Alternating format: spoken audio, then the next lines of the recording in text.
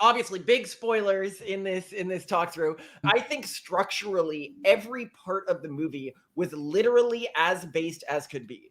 First part of the movie, women do not treat men with any respect. This is seen as a world created from the aspirations of women in our society. Second part of the world, they go to the real world. It turns out the patriarchy doesn't exist, except in high school bookstores. Keep in mind, they could have gone to any bookstore. Could have been a public library. It could have been a college. It's a high school bookstore.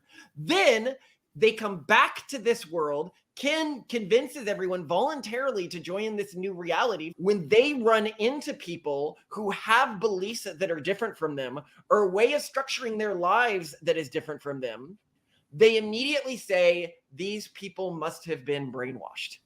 She goes over, she brainwashes them all by making them sad because they were happy in patriarchy land. They are now sad outside of patriarchy land, right? Like that's the process of the brainwashing.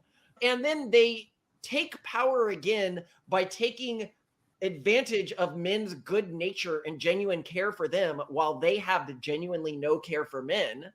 Then it ends with them taking complete control again, making all the men homeless again. The man decides MGTOW, very clearly said MGTOW is the only real pathway for men. Then the main character gets this whole "What Was I Made For" song, and it's having kids, playing with kids, being a part of kids' life. I couldn't see anything more men's rights than this movie, scene per scene. It's pretty weird. But then why is it then that progressive audiences apparently think that it's a very feminist film? Would you like to know more? So Malcolm, what the hell was going on with the Barbie movie? Like, yes, we just watched it yesterday, and unironically, it may be one of the most based movies I've ever seen.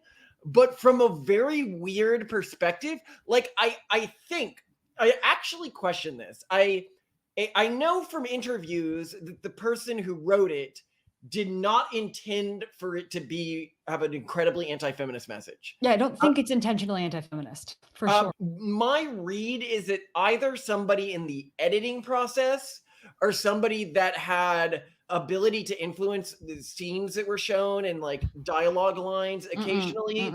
This is my take, and I think I have the correct take, which is that feminism as it is today is so inherently anti-feminist that any true depiction of feminist stances and views and worldviews is going to show how toxic it is. I think that's what it is. Well, we can talk through the movie, and obviously big spoilers in this talk through, and the audience can decide and add in the comments whether they think there was any like saboteur on the team trying to make the movie have and I feminism think is its own saboteur, Malcolm. No. So what's really interesting about it had a really cohesive anti-feminist message. It wasn't like bits and pieces. It was like really sort of clever in the way it was done. So first, we'll just go through the various stages of the movie with everyone sort of telling its own anti-feminist message. Okay, let's do it. So it starts in Barbie world, right? And it's sort of made clear throughout the movie that this original iteration of Barbie world is the female utopia that both women dream of, the women who live in our world dream of, and that the woke corporations are fighting to create. Yeah, like every night's girls' night, and it's Barbie's dream house, not Ken's dream house. Well, so there was a few things. So one, every night's girls' night was funny because it's true. Like you hear it and you're like, yeah, but there's many bars where every night is actually girls' night. And there's almost never guys' nights at any of these places. Like it just sort of subtly shows. I don't know. Isn't every night guys' night at a gay bar? No. So girls' night's a specific thing where girls drink free at a bar. You've never been to a bar, so you don't know what I'm talking about. I've never been to You've literally never been to a bar, so you literally have no idea. But the humor in that joke is in Barbie world, they say that as if it's some like comical, great thing for women, yet it's reflected in the real world where every night is also girls' night.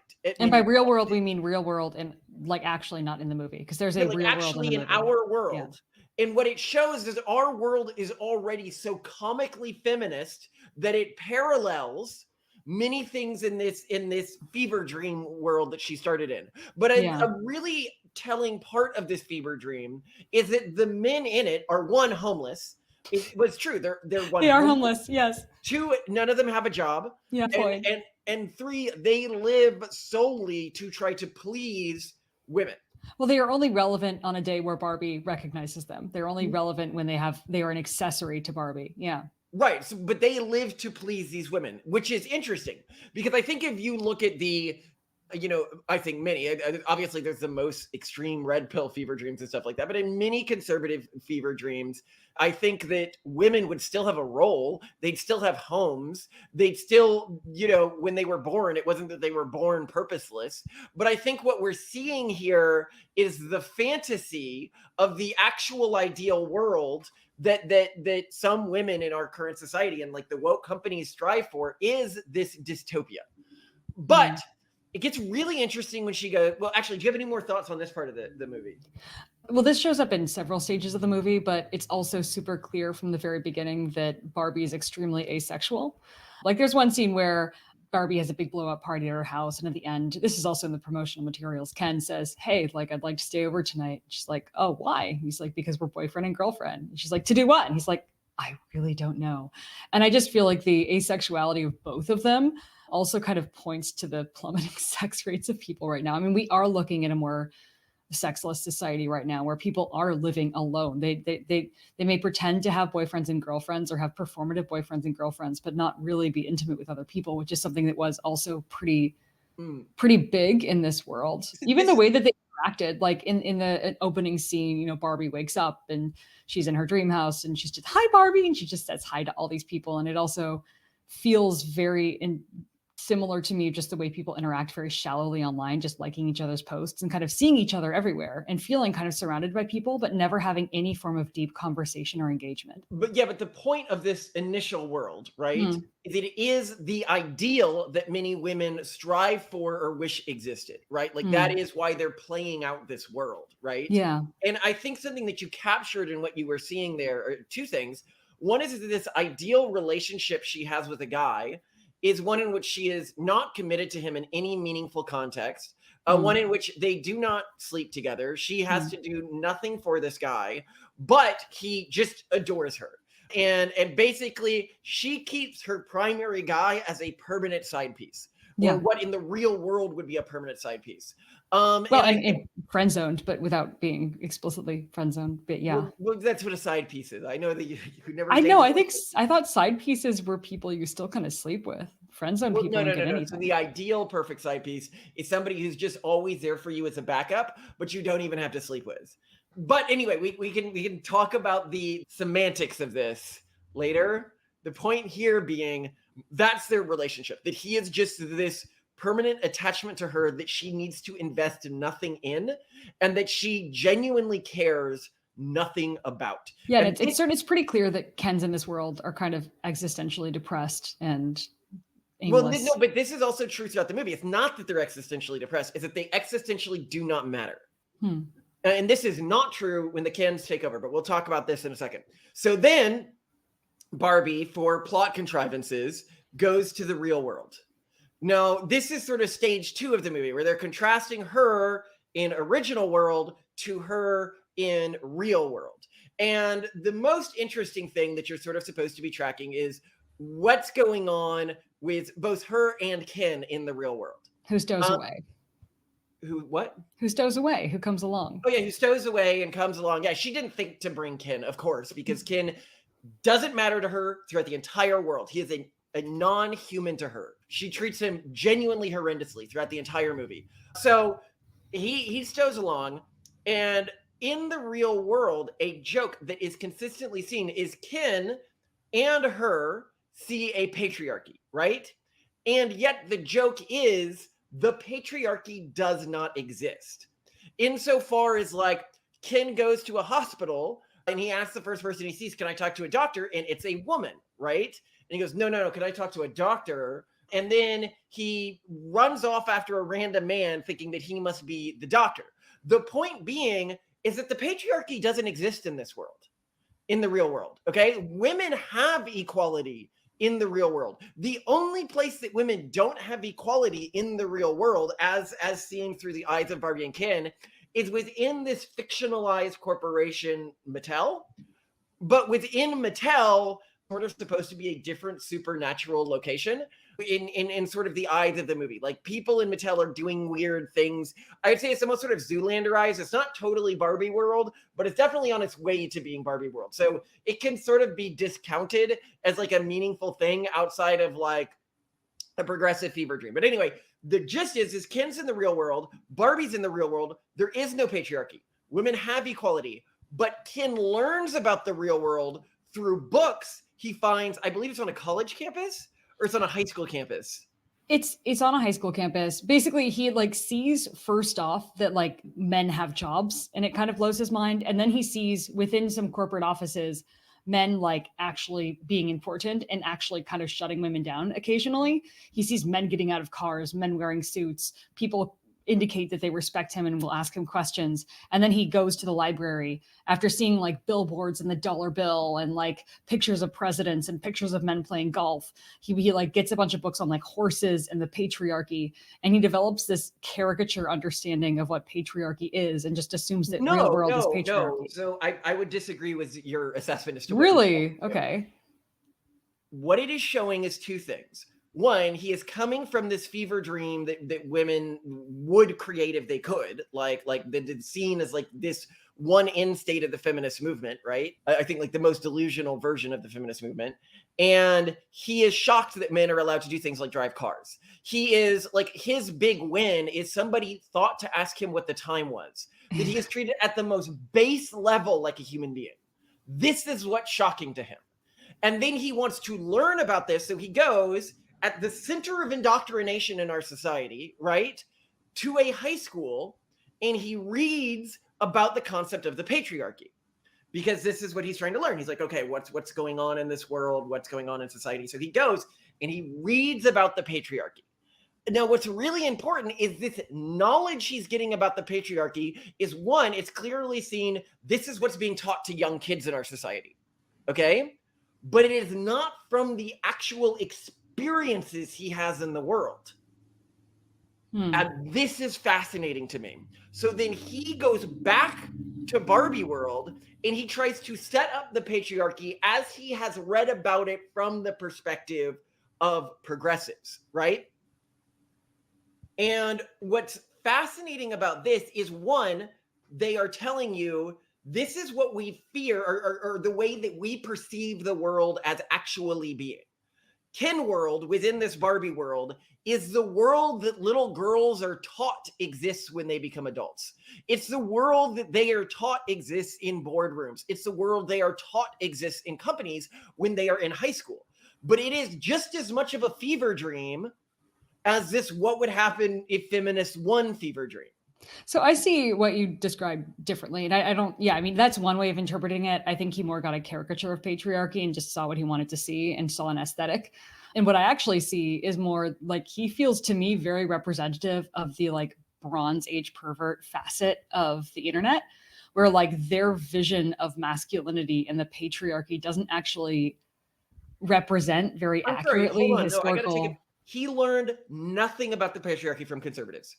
No, I know he did. I know. But what I'm saying is, I think that present like masculinity conservatives who also haven't learned anything about the patriarchy from conservatives have a caricature of masculinity that they hold to be the patriarchy. And it's, for them, it's like pirates and warlords and, you know, the Bronze Age. But for Ken in this movie, it was cowboys. It was like, oh, men, horses are just men extenders, and it's all about men and horses ruling the world together. And it was caricature, but still, it felt to me much more like the caricature. Was not developed by men. It was not developed by conservatives. It was developed entirely by progressive, like gender study academics. That is the books he was reading, and that is the books he used to create this world.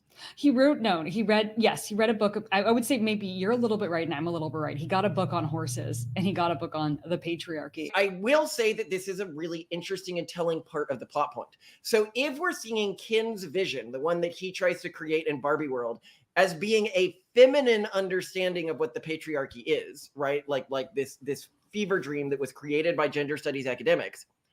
In the actual world of men's rights and everything like that, Simone, you correctly point out that a lot of them live for this aesthetic, right? You know, you talk about like raw egg nationalists or whatever, like eating raw eggs like Gaston or something. But none of them that I'm aware of are actually into horses. Like, this is not something that any actual men's rights group has picked up.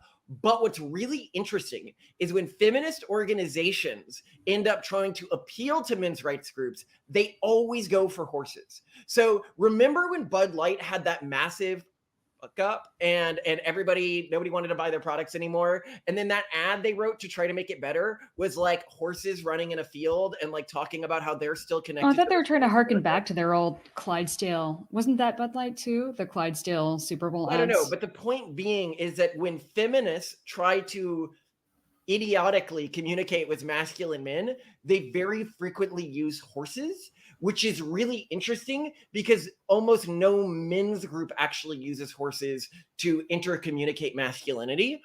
Which but I horses just and beer in the Barbie movie, actually. Yeah, it's horses and beer, but horses are a key part of it, as you pointed out. So anyway, he goes back to the Barbie world and he creates this kin utopia. And what's really notable about the kin utopia is a few things. One, the women in it are happy. They like what they're doing and they have roles within this world. They may not be these high status roles, you know, like jokes are made of like, well, now the Supreme Court, like, what are they doing? Hanging out with the guys and like serving them beer and stuff. But they are roles. They matter. The Kens want to live in the same houses with the Barbies. What is being said here, which is what is fascinating, is that even from the perspective of the feminist fever dream of what the patriarchy is, the patriarchy is both better than what they would create if they won, for if you're talking about like an equity perspective, and it's better than what people have in the real world. It's even better than what women have in the real world. And this gets to a really interesting scene in the movie where Barbie comes back, right? And she sees that the world has been changed. And she asks the other Barbies, why are you doing these things? And the other Barbies tell her logically why they're doing these things. They're like, look, I want a mental break. My brain needed a massage for a while. Like, this is actually, I'm having fun. And her interpretation, now keep in mind, basically, this is what we see. They do seem to just be having fun. Her interpretation is that they have been brainwashed. And this is it's such a great interpretation because it's so the way progressives are. When they run into people who have beliefs that are different from them or a way of structuring their lives that is different from them, they immediately say, these people must have been brainwashed. And what's then really a great, I thought, like subversion moment is she gets in this car where they all dress like they're in a cult. Like, to me, this just seems like the obvious thing. Like, so they all dress the same. They all dress like they're in a cult. And they send other women out there to distract the guys and then kidnap the women and unbrainwash them. And very clearly they're brainwashing them. Like, it looks like a brainwash van, right? And what's fascinating about this is it is the way that progressives so often do things. Like Antifa calling themselves an anti-fascist organization when what they fight for is like literally exactly fascism. You know, so often the left will just like take a concept and then name something the exact opposite of what it actually means or what it actually does. But there's another really interesting thing that happens in these scenes where the way that the Barbies engage the Kens to distract them is by asking the Kens for genuine help. Like, they'll say, oh, I'm having problems like understanding how to use Photoshop, or I'm having some problems with my investing. And it's not like stupidly obvious problems either. It's not obvious that the Kens are condescending them or anything like that. It's just the Kens are excited to genuinely help them. and genuinely try to share information with them about topics that they are interested in. But of course, again, like I think someone hearing this and having not watched the movie would be like, okay, so this is clearly an anti-feminist movie.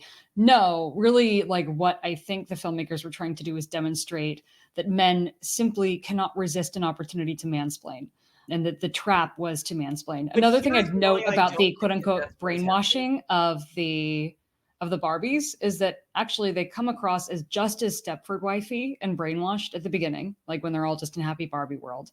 And second, there is no evidence there was any malpractice or manipulation when Ken returned to Barbie world and everyone changed their behavior. It sounds like, I mean, realistically, what Ken probably did was just return so excited about a world in which men have rights and like men rule the world and it's so cool and look at this, and then just told everyone about it. And everyone was like, that sounds really fun. Let's play with this. So while it's implied that, or well, while the main characters, while the main characters think that there's been brainwashing, there's no actual like hard evidence that there has been any. Only they do the brainwashing. Only the female characters do We'll the get brainwashing. to the actual brainwashing scenes in a second, but I want to say why I don't think so. You're saying like, no, as a woman, you may not like, you'd have to be so brainwashed to not see what's happening in this scene within our society, right? So if they had wanted it to look like just generic mansplaining, I think Ken would have been like the Kens would have been helping the Barbies do stupidly easy things. You know, not like manage different layers within Photoshop or like manage a complex investment portfolio. No, sorry. That is the way people are accused of mansplaining. I'm completely serious when I say this. Okay, yes, I agree. I agree. It's the way people are accused of mansplaining when they transparently shouldn't be accused of mansplaining. And that's why I think the movie is anti-feminist in those moments, is because in every one of these moments that is very clear they're thinking, or somebody on the set is probably thinking mansplaining, what is actually happening is the men are just trying to help after being asked to help,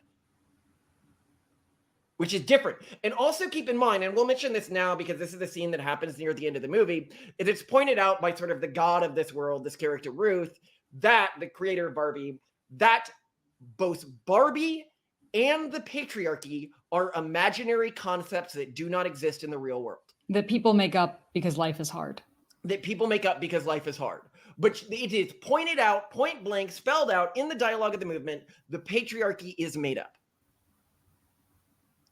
But anyway, I mean, that's a little damning, but I still hold to my point. Hold on, but we're going to come back to, because this is also really interesting. When the women come from the real world to Ken world, the way that they brainwash the women into thinking that the men are horrible is basically just by going over a bunch of feminist talking points about how unhappy they are and how hard it is to be a woman. But what's really interesting in this transformation is these women who this happens to were not unhappy in patriarchy world. They were not unhappy before they were told that they should be unhappy, until they were brainwashed to be unsatisfied with the world as it is structured under this patriarchy. That was fascinating to me. Yeah, that was quite interesting. So it's interesting to see what Ken World ends up being, this caricature that, as you put it, Malcolm, is feminists' picture of what men fully living out the patriarchy looks like. So the themes and basically the Kens take over the Barbie dream houses and trick them out Ken style, which apparently mostly means putting TVs everywhere. On TVs are just images of horses. They add a lot of like complicated remotes, and there's beer everywhere. So they get foot massages and they have beer, and there are horses everywhere and big cars. And that's kind of it. Aside from like big like pimp jackets, Ken starts to wear this giant furry pimp jacket, which he seems to love. So it's interesting. But they still do more parties. They drink more beer. No, I mean, there's drinking. There's beer for the first time because beer is this symbol of masculinity. But there is no less partying than pre-Ken world. It just happens to be that they're like more masculine style parties. Okay, I'll buy that. All right, so we get to the after the scene where the Barbies start brainwashing people. Hmm. And what's really interesting about this scene is it makes really clear that the women in the Barbie world under the patriarchy are happier than even women in the real world. And I thought that was really fascinating. It was only by breaking them out of this system that they became systemically unhappy, and that was part of the brainwashing procedure. But anyway, so they break them out and they have this plan to disrupt the Kins, to distract the Kins. Can you talk about this, Simone? Because this was really fascinating. Yeah, and it was brutal seeming, and it just made the protagonists look really terrible because basically they decided they needed to distract the Kens from changing the constitution of Barbie world to let Kens rule forever or something like that.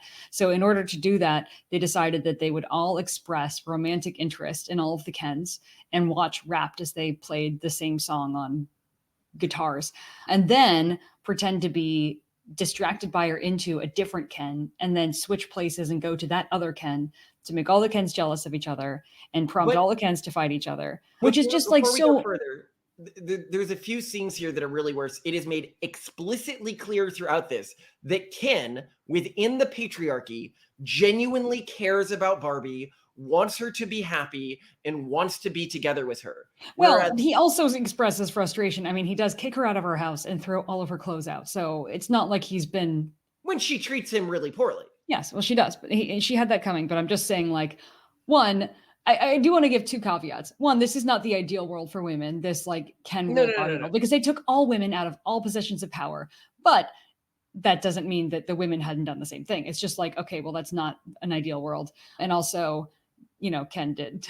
But hold on. So yes, there's the scene where he kicks her out of the house. But after that scene, this is when this beach scene happens. She's like, I want to get back together with you. And he's like, that's all I've ever wanted. Like all I've ever wanted. And this is after kicking her out of the house, is to make you happy, is to live a life with you, is for this house to be the Barbie and Ken house and not just the Barbie dream house. It is clear that he has only ever had the best intentions for her and had different ways of doing that. Whereas throughout the movie, it is made explicitly clear in the dialogue that she never ever cared what happened to Ken. At best, she just wanted him out of her life. That she never cared, and she was willing to use his care and appreciation for her to hurt him and his ambitions whenever possible. And in this scene that you're describing, that's what happens. She is trying to, in Barbie language, convince Ken that another one of his friends was making a move on her when they were not. This was a lie. She was, one, not interested in Ken, and two, other Kens were not interested in making a move on her. I mean, do you want to talk a bit more to this, or? No, it's just extremely manipulative. Like, I don't know how, I do suppose that that's a point against this being a complete like feminist movie that ended up just seeming anti-feminist, because it's really hard to make that kind of manipulation look good. Like that in the entire movie, she never does anything kind or generous or to help other people, which is not true of Ken.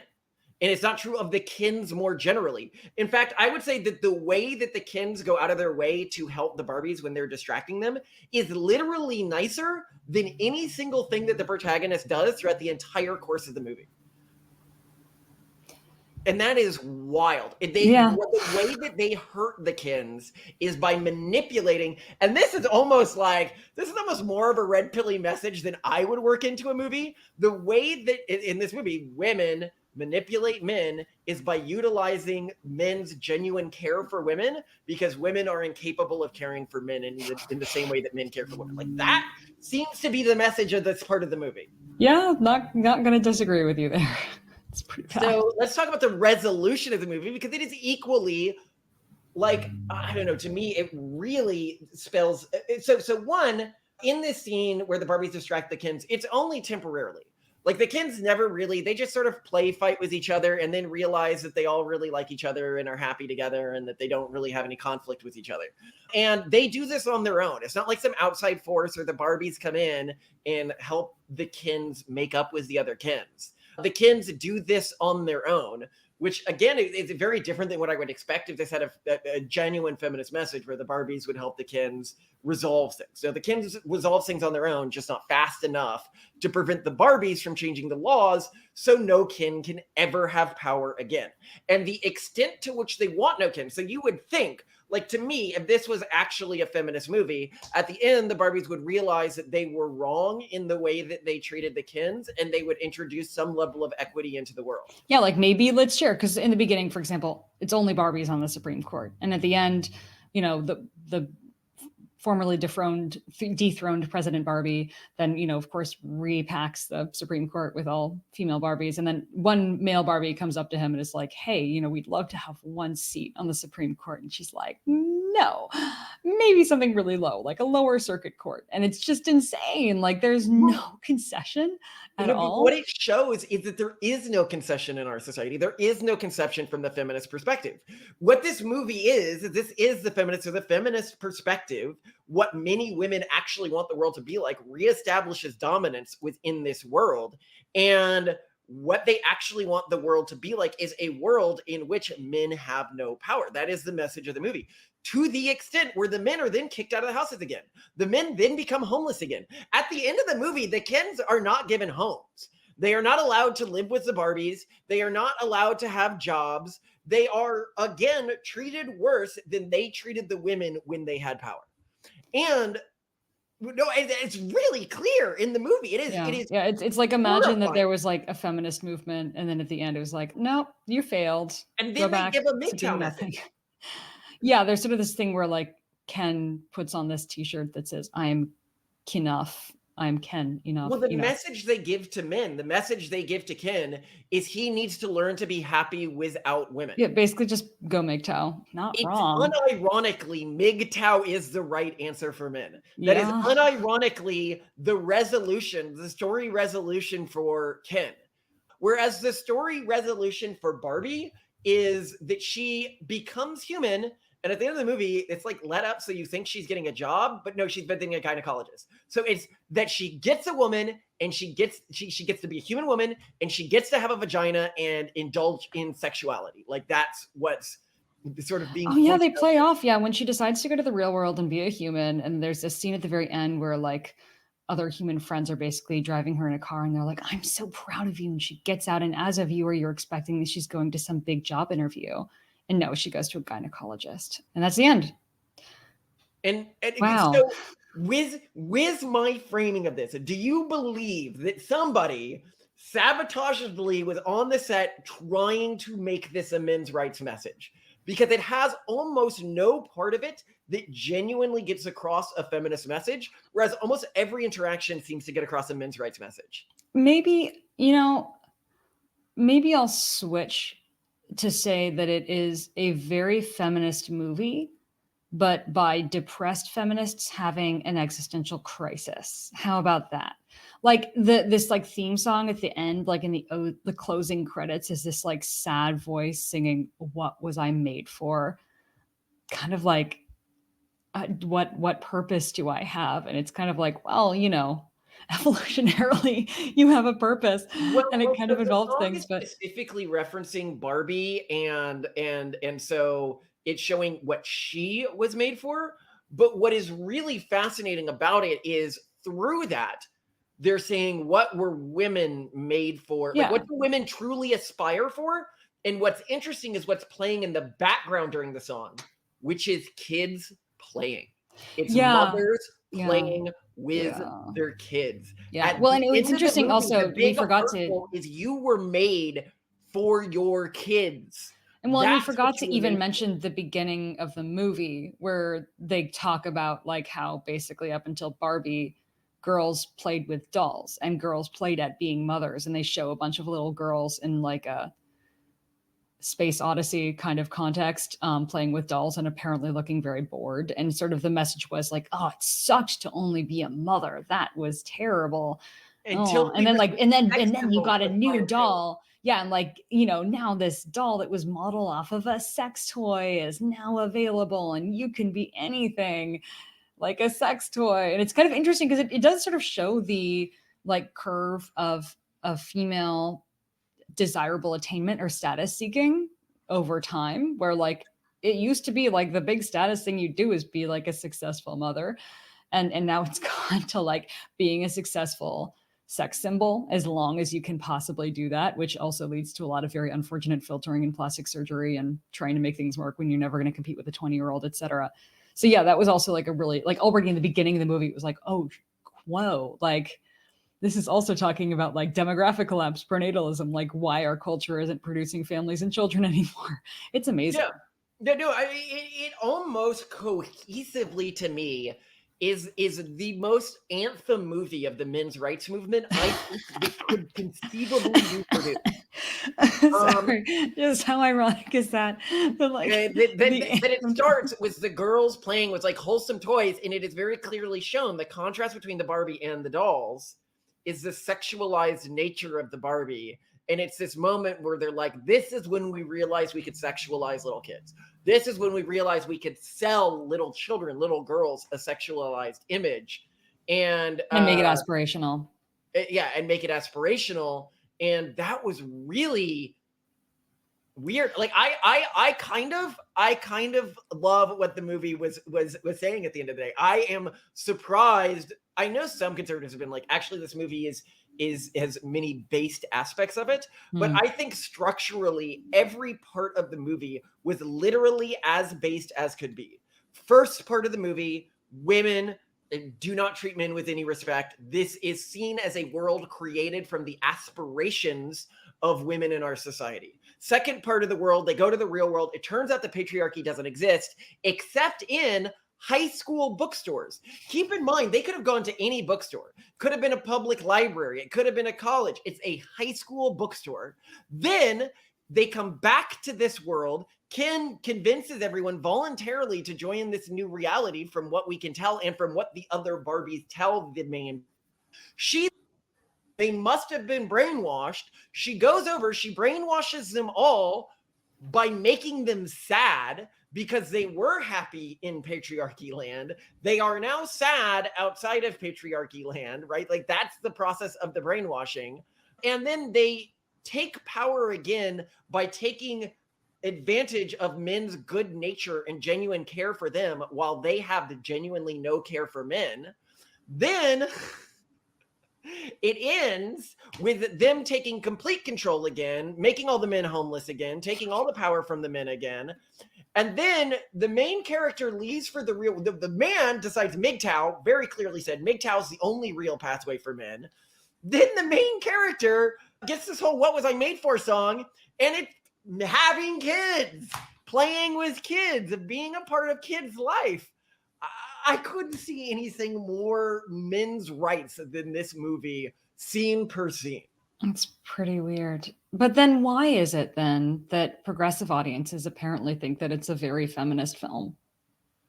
Because they're dumb. They're literally so brainwashed. It's like they have lenses on their eyes. Actually, so this is a great point. If you're saying, how did the person who wrote this or the director of this not see the way that I think somebody on set was changing it into a men's rights movement film?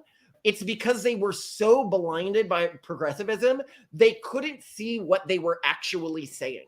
I disagree. I think that the people who are most instilled in progressivism also subtly know, though they may not ever directly communicate it, so it will show up as somewhat indirect like this, that it's not working out for them. Like, you know, we were just this morning offline, obviously not recorded, talking about my mom and like the fact that when she was in college, she studied gender studies. She worked at an abortion clinic. She worked at a feminist bookstore. Like she was totally like the, you know, feminist young woman.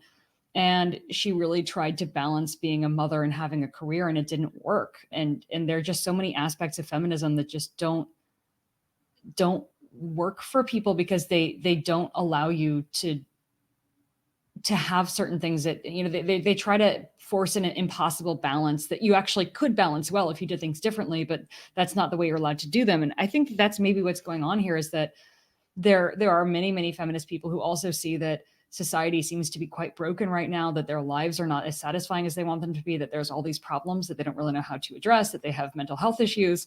so that things aren't quite right. And so that will show up in their work, and that will show up in stuff that they say is feminist because they are feminist, right? But Yeah. you Well, I know, think that's a great point to end on, and it's something we'll talk about in an upcoming video that we'll film soon, which is how can we actually make women work durably in a society? Because it's pretty clear that the world that progressives have created is not a world in which women are actually happy. And keep in mind that this world is the one that the women are coming into the Barbie world and talking about all this existential unhappiness they have.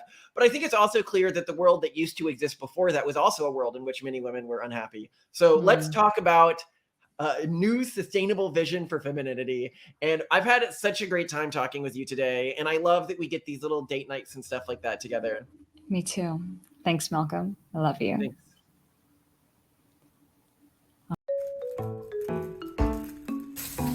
It kind of looks like a mountain because we're gonna make my birthday cake. Is it a crack? A crack? No, not yet.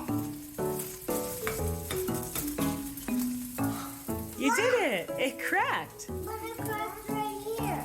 Did you crack it outside the bowl? Yes.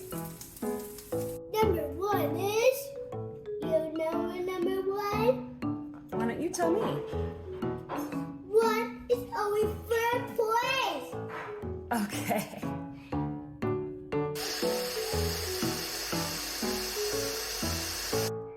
I can help you, okay? There you go. Yes. And right now, it's all liquid. That's called batter, okay? Uh-huh. Cool. It's my cake. Is it done? Yeah, let me test it. Okay. Now, when we stick in a knife, it should come out clean. See how there's no batter on it? Yeah. All right, now we have to wait for it to cool down, okay? What's that? You do. I don't know. It's icing. I Okay. see. Icing. All right, finish it. Good job. Okay, here's the space stuff to put on. You Now, take Doug, the planet, and then you stick it in the cake. So where do you want to put this planet? I'm ready. Where do you want to put the astronaut? And can I put this planet here? Yeah. I'll put this right here. I'll do it. But you're going to get oh, do you think it's a planet or is it space, Octavian? face. What do the sprinkles represent? Because the planet's on it. Yeah, space dust. They represent space dust, right? Right. Or radiation?